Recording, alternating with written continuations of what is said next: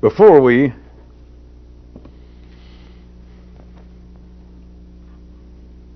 I think perhaps succeed in pushing some of you closer to some more radical ways of thinking about what we've been talking about, I was still going to try and wrap up and mention some of the notes and questions, etc., that I had let, it was your fault, that we had let pile up.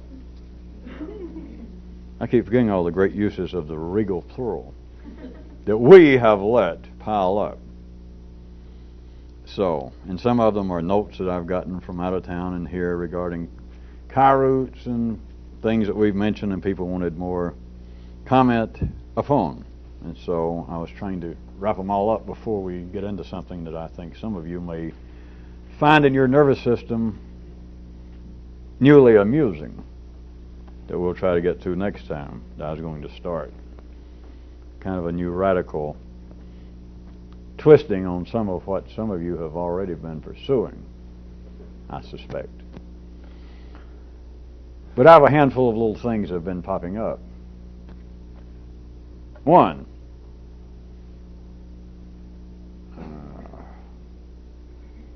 give it to you as a kind of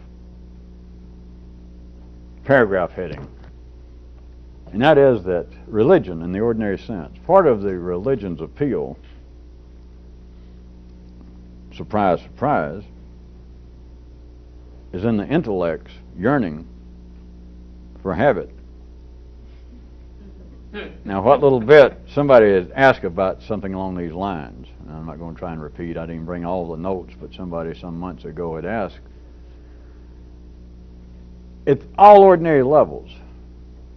You don't have to be a theologian, you don't have to be interested in religion, you don't have to be philosophical. All you've got to do is be ordinary and have walking around sophisticated intelligence. And if you were asked, what do you think is the primary appeal? Forget whether you had any personal opinion as to its success, but what would seem to be the appeal of religion, I would suggest that humanity would in general respond that would have to in some way be what?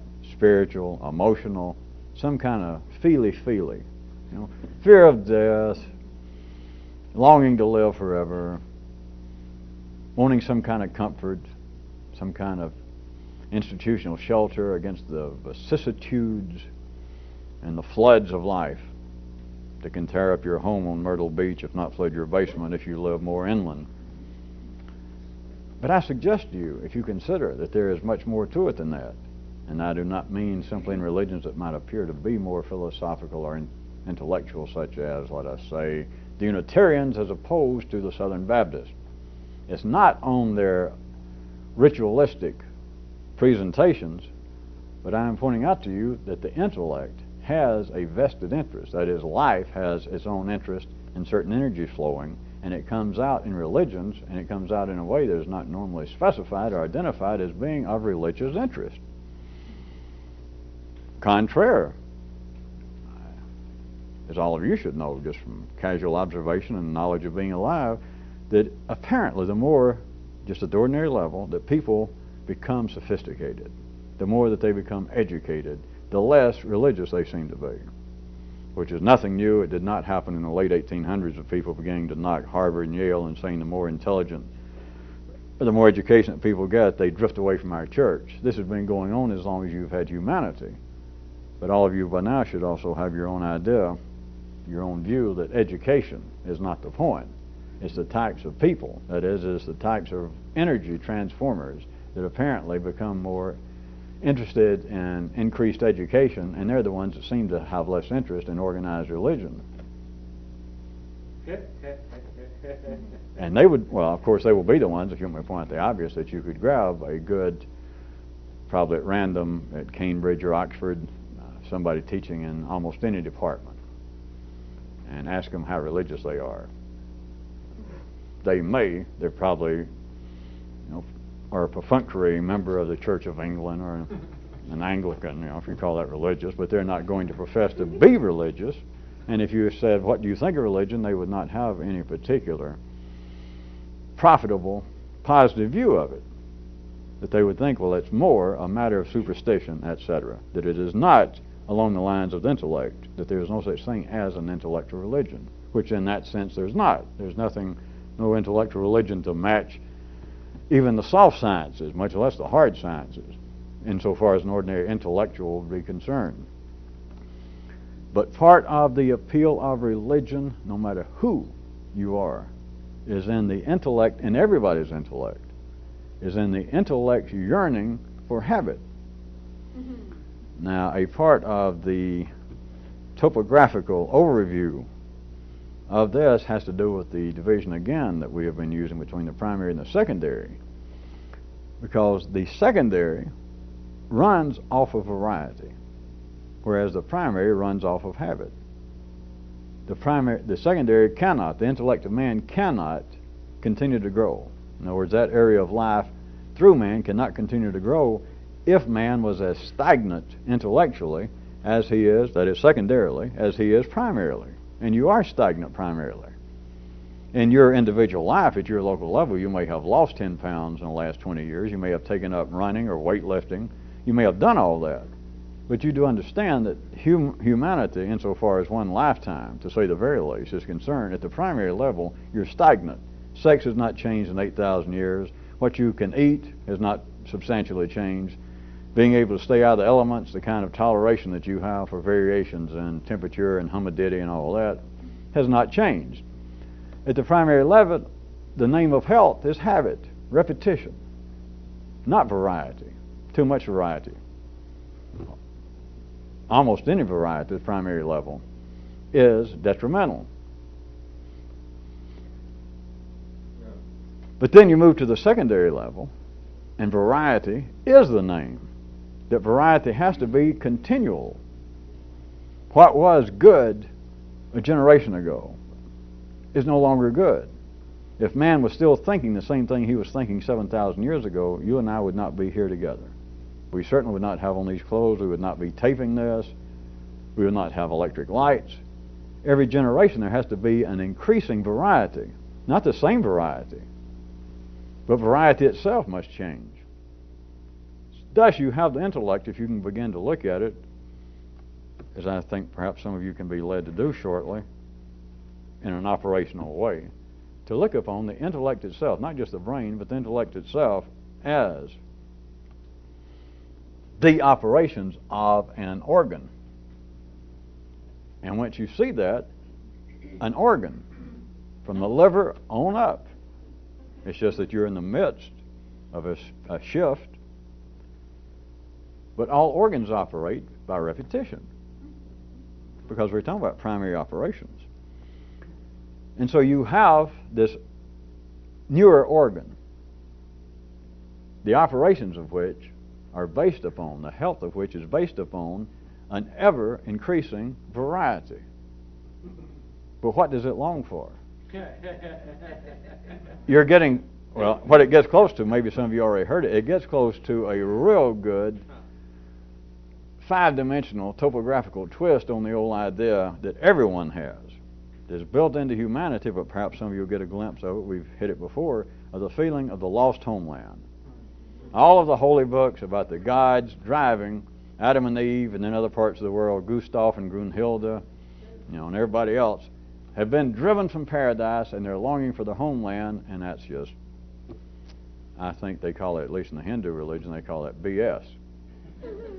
It's simply not true. There is no return to homeland, but here, perhaps some of you, that's why I stopped, will get a glimpse, because you can't describe this. We are now outside the realm of polarized information. But the reality of it is that you have an organ that's longing for a homeland that it never had. That's the basis of it. Do you hear me? In other words, the stories are Adam and Eve. The stories find that they got driven from paradise, or as you say in Alabama, they got drove from paradise. Just want to keep it all straight. They got drove from paradise. But here is the reality. That's the three-dimensional story. But see, that is easy enough. It keeps the intellect from having to face up to anything new, because that kind of story fits fine. It's just another cause to whine. It's like another big cause of why life may not be as futile as many people in Alabama believe it is. That is, we are driven from our homeland, and we're only here. We're like little tortured passers-by, transients, little strangers on this little planet, But someday, if I give my heart to Jesus or Sears and Roebuck or somebody, I'll go home to my native homeland, back where we belong. Now, that's a nice story. That serves a purpose, and I'm not being sarcastic, of course, even though it sounded like it. The reality of it is closer to this, which doesn't make any sense, of course, and you already laughed at it, is the basis of that. The more complex basis, the energy behind this, is the intellect, which had no homeland, not in the three-dimensional sense. When I say it's yearning for habit, you understand it's the secondary world yearning for a homeland it never had. Which the sentence almost, I guess rhetorically, you could diagram, but then a city intellectual will say, well, that's not true. You cannot long for a homeland you never had. Yeah, if you're ordinary, that's right. So how does it come out? Well, quite simple. Assuming that why I'm telling you that there is an energy need behind that. So if there is, how does it come out? I mean, it doesn't take a genius. You're smart as life is. On that basis, you should be able to guess. Well, all right, if the energy needs to come out that you're longing, that is the secondary operations, man's intellect is longing for a homeland it never had, and that kind of energy needs to come out, and it needs to be clothed, it needs to have the flesh and bones of verbalization, that is, it can operate here. How would it come out? Oh, we're longing for a homeland we did have. There you go. It flies. You can't say otherwise. Then you got these holy books, not just the Old Testament, all over the world, that when humanity first got started, they in some way faux pod, and the God said, hey, hit the road, Jack. And now we're all trying to get back home. It's a great story. And it even fits in. You can be Freudian and say, well, that's just the idea of being driven from the warmth and safety of the family. It's the father telling the son, get the hell out of here. You're eating too much. It's time to push him out of the nest. So it just seems fine. You look around at the primary level, animals do it to each other. So it all seems to fly, and then you turn it into a psychological paradigm. I am pointing out to you that there is a basis behind all of that, and the basis is irrational at the city level. It is the intellect yearning for habit, and the intellect does not live on habit. But the intellect is not separate. It is not in some way just because you got a brain, you know this by now, your brain is not that far from your liver. I mean, has anybody got a yardstick? And don't talk to me about, well, metaphorically, the human mind is light years away from the liver because my liver can't imagine anything other than don't put any more alcohol in me, maybe. But my brain, my mind, I can look at photographs taken by Explorer, and my mind can wander off, and I can dream of the rings of Saturn.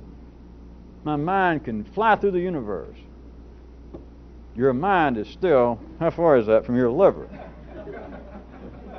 And if by now, if you don't know, people that want to ask me about dreams at night and all that, if you do not know that this is tied to whether you're drinking alcohol, whether you're drinking coffee, and not just things that by Mormon standards would appear to be drugs, such as caffeine, and just what you ate. It's according to who you are. If you eat the right kinds of, when I say right kinds, if you eat certain kinds of cheeses, some of you, it will affect the way you think. And the way it really comes out to ordinary people is why they get so, one of the reasons that people get so intrigued, not the only one by any means, but one of them about dreams. And boy, they mean something because my dreams are sometimes so startling. It's just because they're close to your stomach. But nobody wants to hear, well, what did you eat last night when you had this great dream? Hey, man, don't give me that stuff. I want to hear some mystical or some New Age interpretation of my dreams. I'll interpret, what did you eat last night? Nothing, something. How many slices of pizza? No pizza. The distance between one's stomach, I was using the liver, but the stomach, of course, is the more specific example. The distance between your stomach and your brain is the same kind of distance that historically, if you could understand the five-dimensional difference between right now and, let's say, 7,000 years ago, the apparent beginning of the recorded history of this in Western man at least, or let's just say man on this planet, the distance is no further between the stomach and the brain. And just because you can say that, or an ordinary person can say, well, I can imagine anything. Right. So, Well, that just shows that my brain, here's the gifts of the gods, or here is how I personally am unique because I imagine things that nobody else has ever imagined. And again, by now, all of you people should know, at the ordinary level, not just ordinary people, but you at the ordinary level, you've never imagined anything nobody else has ever imagined. The best you can come up with is a pig with wings. Boy, how astounding. Or maybe if you got really good and ate 4 or 5 pizzas, you might be able to imagine either a griffin or a unicorn. I don't know which is the worst. I wasn't talking about Merv Griffin, though. All right, never mind. A fat unicorn. The mind cannot think of anything it wants to. The mind is, if somebody will, what is that, 14 inches from your brain. And your brain cannot get away. The brain is not separate. The brain is an organ, but it is still tied to the whole system, and the rest of the system operates beneficially. It is nourished by repetition, habit. The brain, in a sense, yearns for it. I shouldn't have to say much more about this. You can see it's as though the brain is hung around and it's heard. It's witnessed. It's tied into the same system of seeing the kind of comfort, the lack of great effort of the rest of the system being fed by habit. It's like sitting around thinking, Jesus, how'd I miss out? Which door was I behind, as the joke used to go, when God said, which parts of the human body would like to have it easy?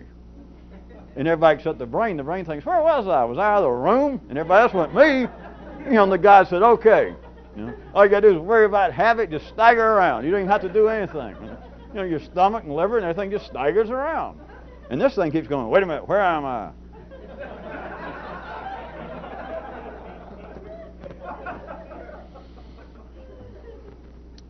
Well, at any rate, I wasn't going to spend all this much time.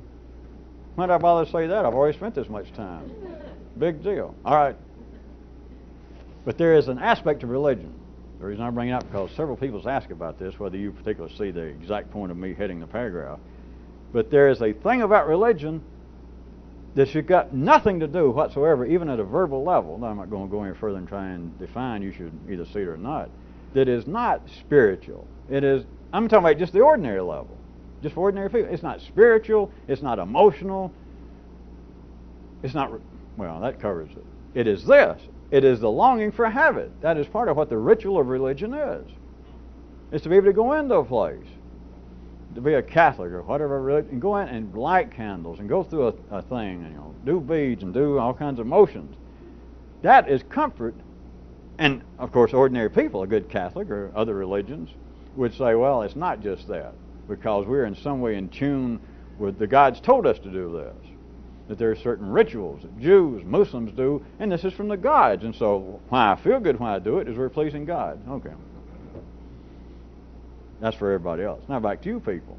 It is not just that. It is giving comfort to this.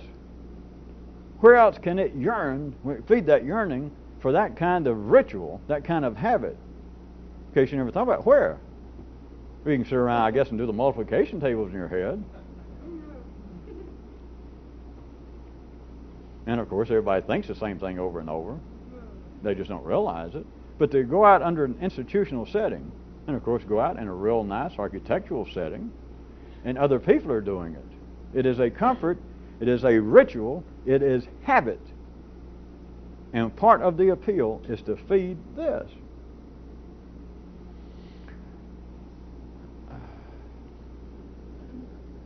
Well, we'll conclude that paragraph, if I can put it to you this way, is nothing escapes the needs of the secondary world. There was consider we shifted paragraphs. Another one I've had several notes on, and we've hit this here and there before, but I'm going to do it again. It has to do that footnotes are a part of the text, and excuses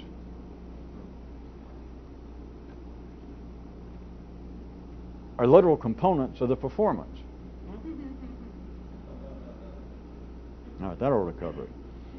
The footnotes, the preface, the introduction, is part of the text. And excuses are an intricate part of the performance. Take it in the greatest symbolic way right quick. We've been through this, but they come out, they introduce, here he is, the author of that famous bestseller, and you're all showed up and thousands of people see they're, take it intellectually, a great author, a great thinker, or a singer, an artist, a dancer. And you know how common this is. Either the preface of the book or in the footnotes, or as soon as the performer comes out, everybody applauds and you go, no. So, well, I'm going to give it my best shot tonight, but I don't know what it is. It's something, every time I come to Vegas, my throat gets like this. I was hoping to dance, but you're never going to believe. The plane, we hit some rough air, and I was going to the bathroom, and I mean, it's not bad, don't worry about it. I kind of twisted my foot, but hey, am I a trooper? I'm going on. All right, it's easy to take a shot at that. Very easy. And, of course, many people have. Once I brought it up years ago, to say, wait a minute. People do that in their real life. People are constantly doing this song and dance. It happens at a bar. You turn around to a girl, hey, what's your sign? And she says, maybe she says, you got to come to my place later. Well, I could, but I'm a brain sturgeon. I've got to get up early. I don't know if I can stay over there late. Or the girl's got her own. As people are doing it inside the dance, constantly just go up to somebody and say, would you like to dance socially, metaphorically, symbolically? Another person go, oh, I might, but I got a sore back, but I'll give it my best shot. Here's the thing that I'm trying to radicalize it a little bit. Not only are all prefaces, introductions, footnotes part of the text, not only are all excuses inherent components of the performance, there is nothing amiss. You've got to get beyond that. All of the excuses, all of the quotations, all of the external references that all performers, and I'm using now performers and writers since I used two examples recall of the text and a performance, but all of the shifts of blame, apparently, they are inescapable parts of every performance, and they are in no wise reprehensible. There's certainly no errors involved with this, and to even consider that, well, everybody's trying to give some kind of piss-poor excuse before they start performing, that everybody wants to say, well, the first day on your job, they interviewed you and you brought in your references and credentials. And they said, well, now you understand what this job entails. Well, yes, and you can do it, no doubt. And the first day you show up and the foreman says, well, I heard that you're really experienced with this, so go down the line and take right over. And the first thing everybody does is says, well, now I told them the truth, I'm experienced, but I'm not sure that machine that I've got to operate, that's a McMurray 917D. Now, they didn't tell me that, I just glanced, but I think the one I've been used to working with is a 917B. But no, wait, I don't think I'll have any problem. It is a mislabeling to take that in some way as being really an excuse, to in any way for you to find a critique in that. It can be separated for other reasons and point out that, all right, everyone's performance, even if they're just trying to pick up somebody of the opposite sex, or if they're applying for a job, or if in fact they were a performer coming out in public, that it is just common. So common that until it's pointed out you don't even notice, but everyone is trying to give some sort of excuse, some sort of potential alibi that I don't think I'll have any trouble. But I mean, that's one thing. I just flew in from London, and don't say, boy, my arm's tired. And I not only jet lag, but it's Vegas throat. It's the change in the humidity. I don't expect to have any problems. Since the people paid $50 a ticket. But you say, but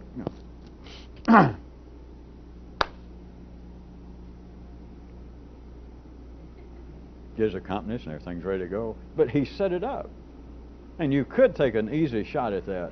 And if somewhere during the night his voice begins to go, or just anything happens, he acts a little funny, all he's got to do is go.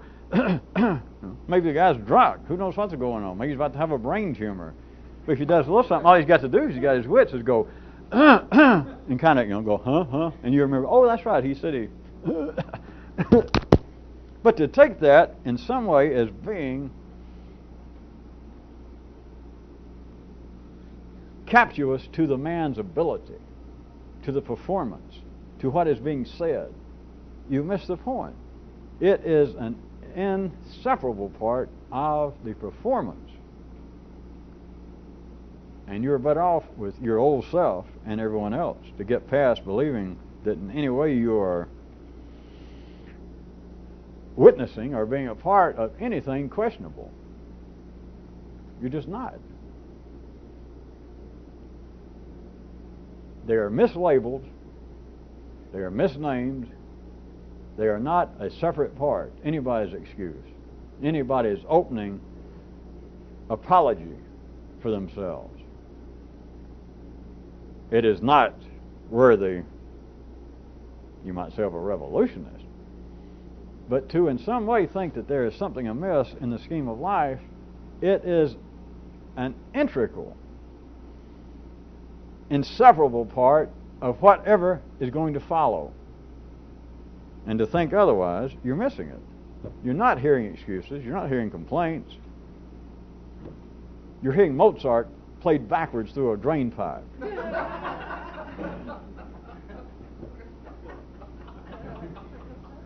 In other words, it's not as bad as you think. You just don't understand. It sounds like somebody saying, well, surely you hear it. But to believe, as you're supposed to, if it's pointed out to you, it's just be quite common, sophisticated. To take it as being a criticism, if somebody said, have you ever noticed, if you're sitting out there and here comes Sinatra or a lecture on physics or whatever, and the guy, first thing he does, boy, am I tired, I just got here, and if you turned to just almost anybody in the audience and said, have you ever noticed that almost everybody that you pay to see them, you get in free, it doesn't matter what people you talk to, almost every damn body, the first thing you want to do is go, I just got here from out of town, my throat's a little sore, I hope I can go home tonight. And almost anybody will go, for a second, they go, you're right. You think, well, you crap on this. Why can't somebody just come out and do what they're going to do?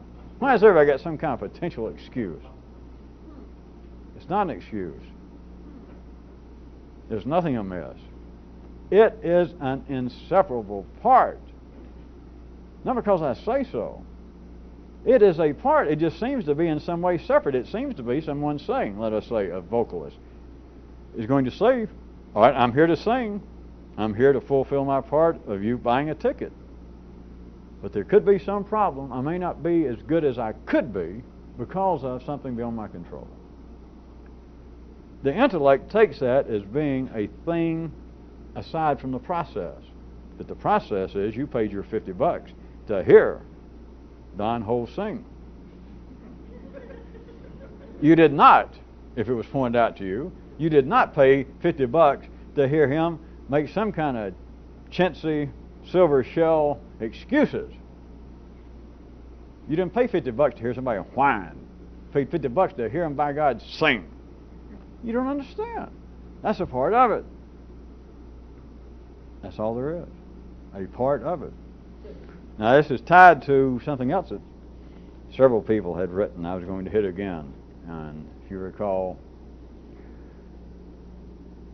we had put it already in this manner. When processes are made thing specific,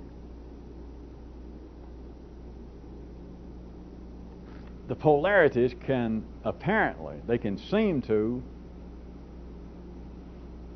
trade places. And you don't, well, it's not just that all polarities finally change places, swap, turn from end to end. But in taking the processes that are life and all the operations therein, by making any process into a thing specific, immediately the polarities involved can appear to instantly change. Trade places.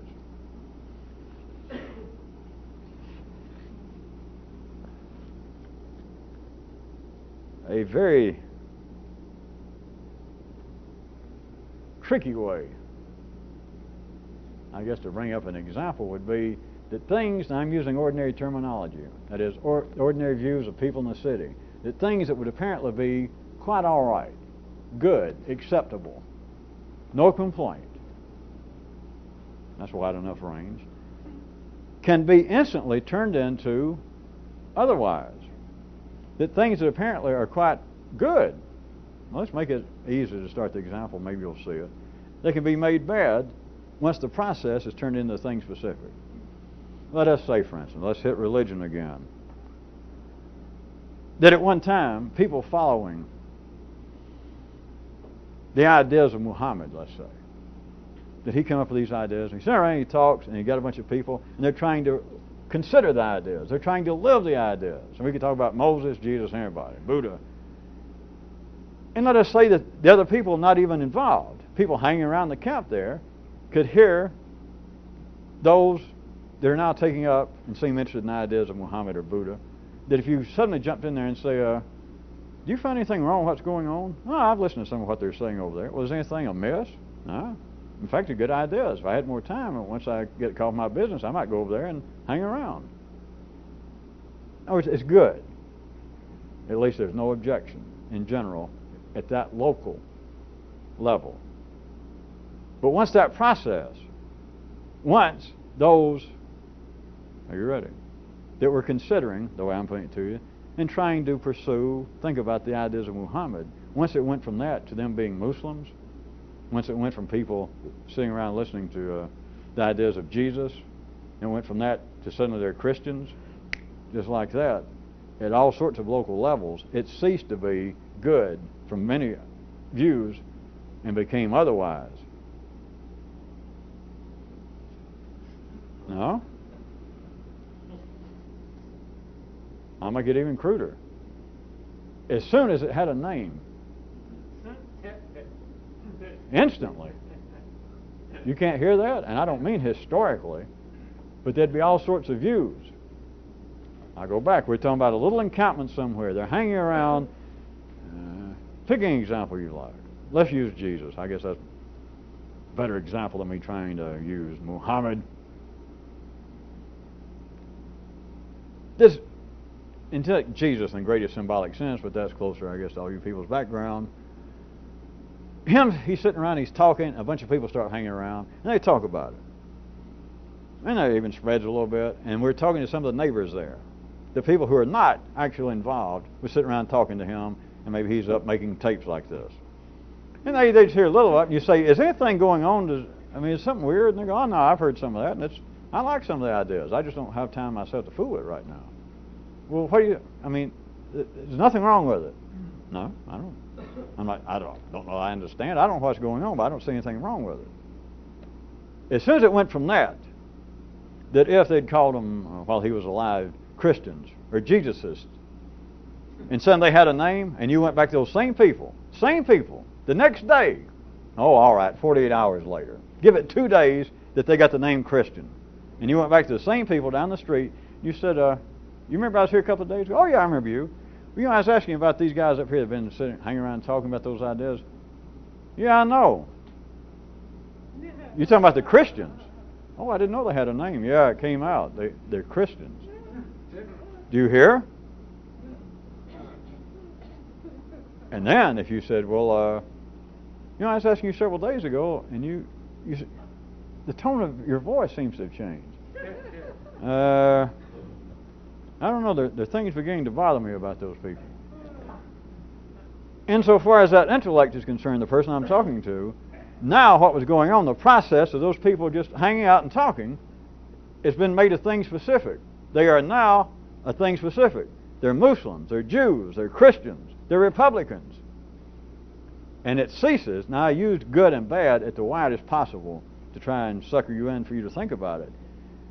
Not that the people involved that I'm even speaking for would even say that, well, that's bad, but it's no longer not subject to any negative curiosity.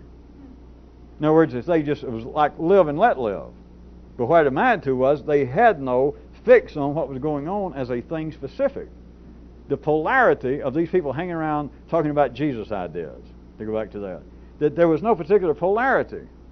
But as soon as it became a thing specific, and if I said, well, what's changed since 48 hours ago when I was by here? I'm not sure. Well, something's got to happen. By the way, you called them something. Yeah, well, it turns out they're calling themselves Christians. And if I said, well, the way you say that word, Christians. And I said, what does it mean?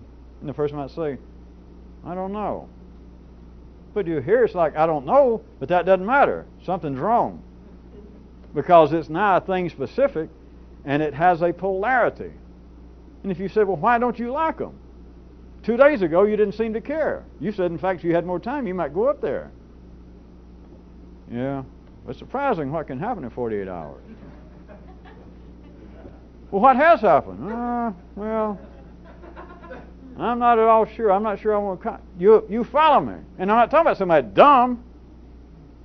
Once a thing has become a thing specific, once the process has been cut in somebody's mind, and I'm just using it now on a wider range sort of institutionally, that this group of people now have become a thing specific. Whether they intended it or not, it's not even the point. I'm speaking now for the outside observer. That is, for other people receiving energy from this process. The energy the way they interpret the energy they're receiving changes once it becomes, in their mind, a thing specific rather than a nebulous process that had no particular polarization. Is what I was trying to get you to see by when I said it was either good or they had no opinion. That is, having no polarization to the person I'm talking to.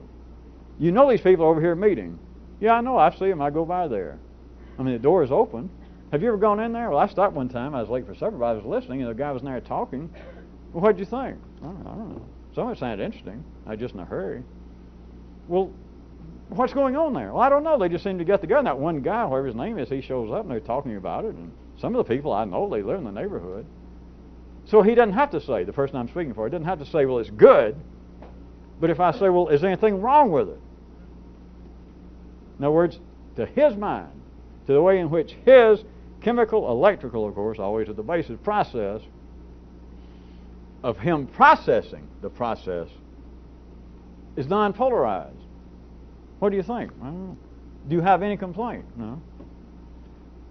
But as soon as it becomes a thing specific to this intellect, then it is polarized. And that is why I was trying to make a sharp distinction to say that something could be called good, that is, not bad, and instantly become otherwise. Reverse. Trade places. Simply on the basis it was made a thing specific.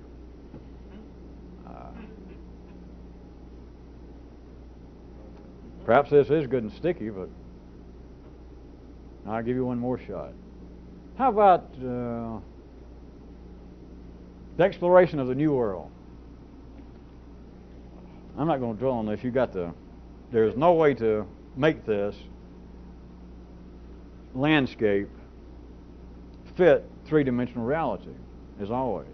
But let's say that from some kind of view, let us say that you're living in South or North America on the continent, and the Europeans began to explore the New World. Let's call that the process. And there you are. You're an American Indian, you're a South American Indian, and here come these strangers. Up to a certain point, nothing was wrong. In other words, you want to call it good? But nothing was wrong. They come here. And it was something new. They brought stuff. You talked to them. You tried to talk to them. You all got into sign language. They showed you how they dance. You show them how you dance. And let's say, if you don't say it's good, they had no complaint. But what happened? How about once they became, however long this took, and this is not a history lesson. Maybe it took 1 or 2 visits. Let's say 1 visit, and they went back, and immediately the church got hold of them. Or maybe the king. And so when you go back over there, quit fooling around.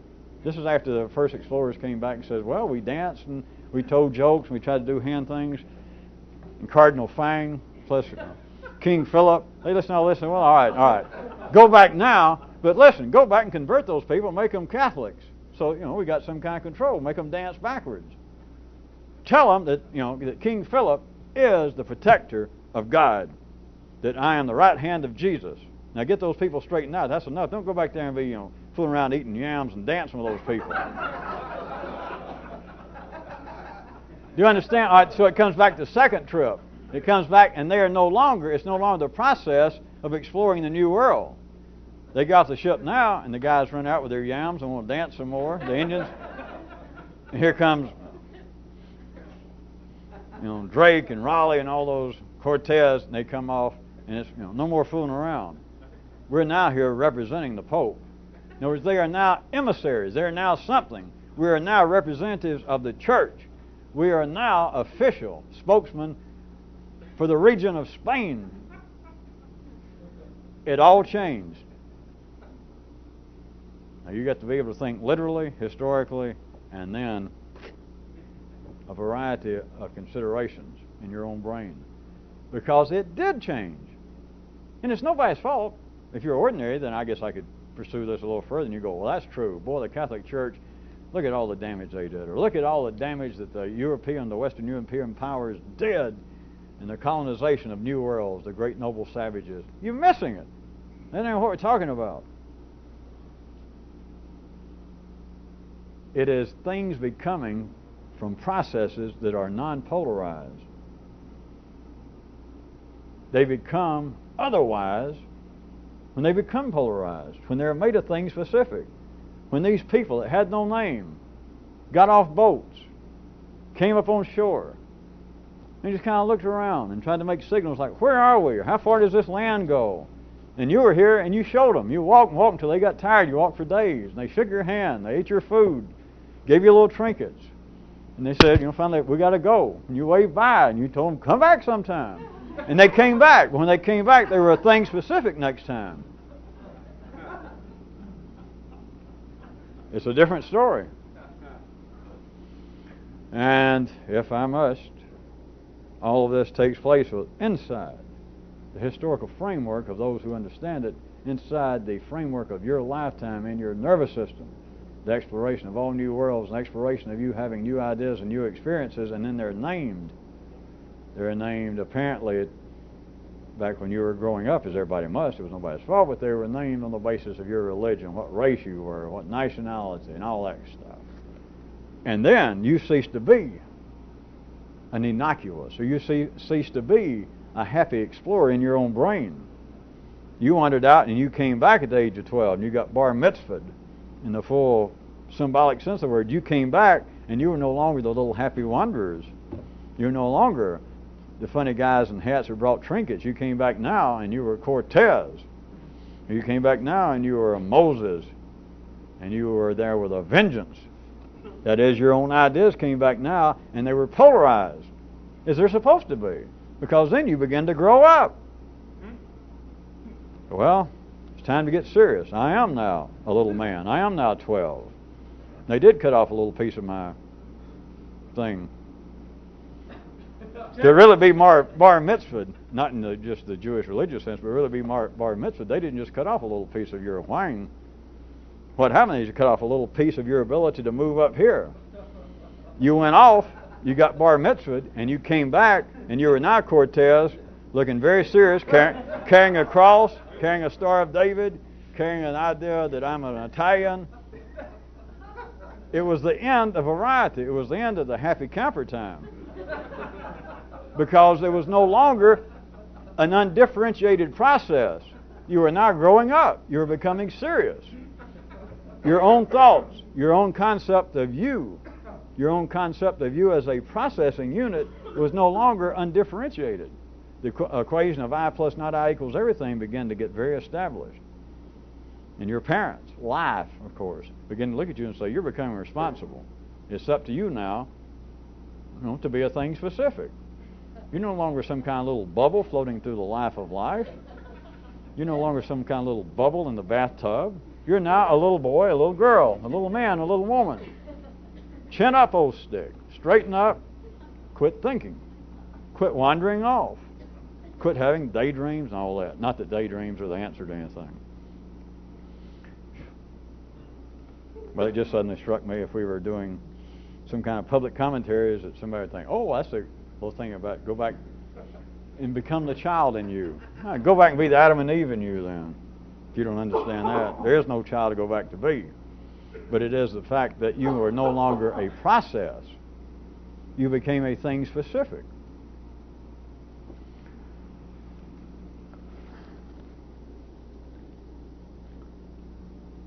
I was still specific. I did bring a couple of questions I've been stalling off now for a week. It's your fault, though.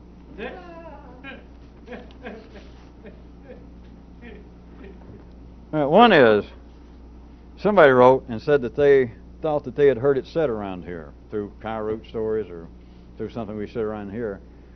That the way they said that they heard it, they thought they heard it. See, they gave their own preface, which I accept, because I'm not going to say they're wrong.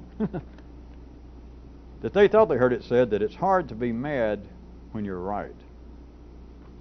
But then the person who wrote said that after they heard that, and they tried to kind of process the information on their own, the idea, that then they wanted to ask, would it not also be further true that if ordinary people could not be mad unless they believed they were right? Did everybody hear? This is getting close to what I was going to try and drag some of you into, I hope the next time we tape, into a kind of a more radical intellectual view of everything. Because the answer is not just funny, but the answer to both of those is yes, which can't be true. And I don't just say that to be pseudo-enigmatic. I think perhaps some of you will be able to get your own kind of electrical firing of this the next few times. It's certainly going to be my intention. But the person said they thought they heard it said that it's hard to be mad when you're right. It's a fact. But then, you can't be mad unless you believe you're right. Yeah.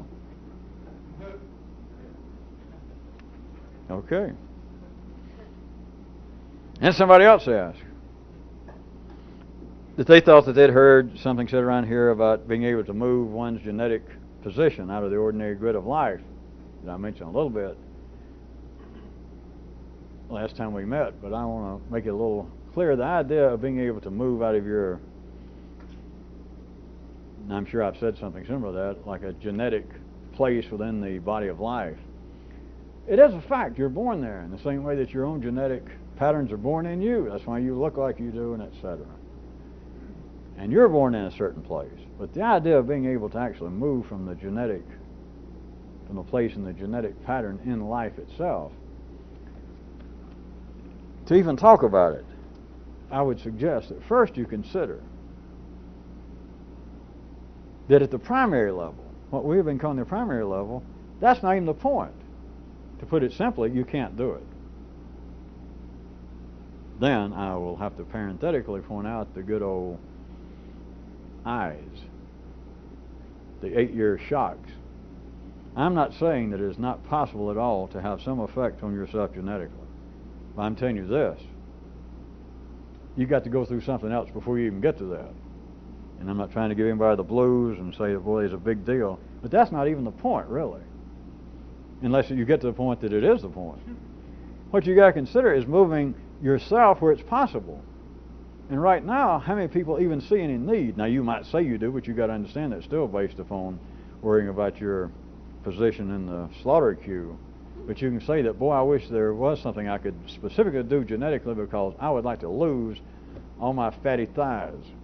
And of course, some of you might consider that there's something more serious than that and say, well, I've got diabetes or I've got a bad heart, and if there's some trick, I'd do it. Well, if it's that easy, I'd do it for you, or I'd tell you how to do it.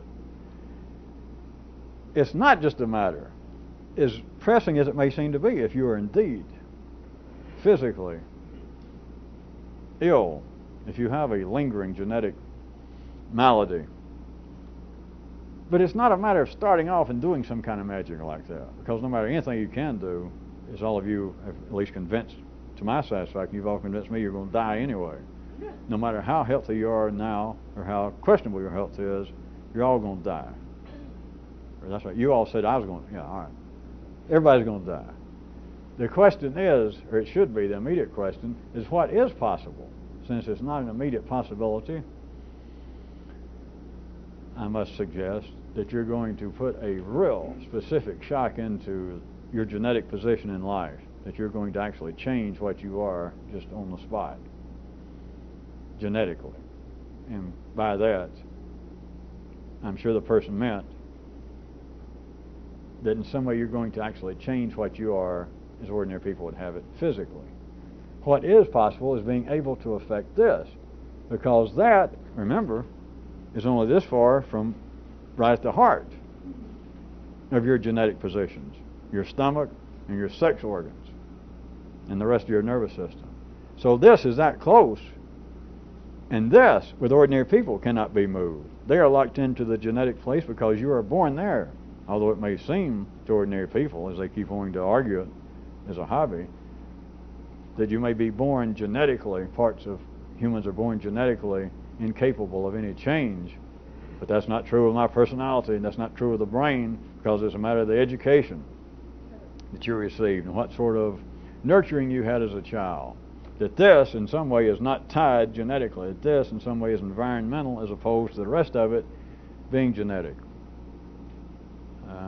May I suggest to you that that's not quite true. Ordinary people are as tied here genetically to that grid as they are the size of their thighs, the size of their nose, their height. But the only place to reasonably start in this kind of activity is here. And so in the idea of moving yourself genetically, you've got to start with what even is potentially possible. And it's here. And later can be any question about actually having some sort of effect outside just the organ of the brain, which I'll admit one more time is not, I'm not saying it's impossible, but is not the place to start. You cannot start there.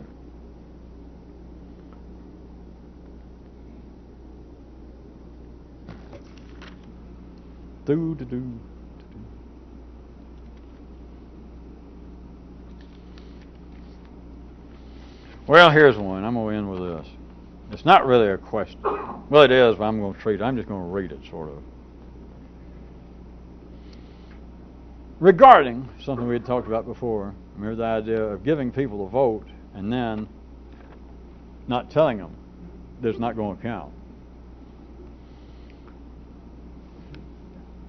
The person says the following. That idea, that notion, would that not help explain the belief that people have that, quote, I may act one way on the outside, but inside I'm a completely different kind of person. Then they say, they go on to conclude, what would happen if a person's vote did count? If a person's dream could be realized? I shudder to think about it.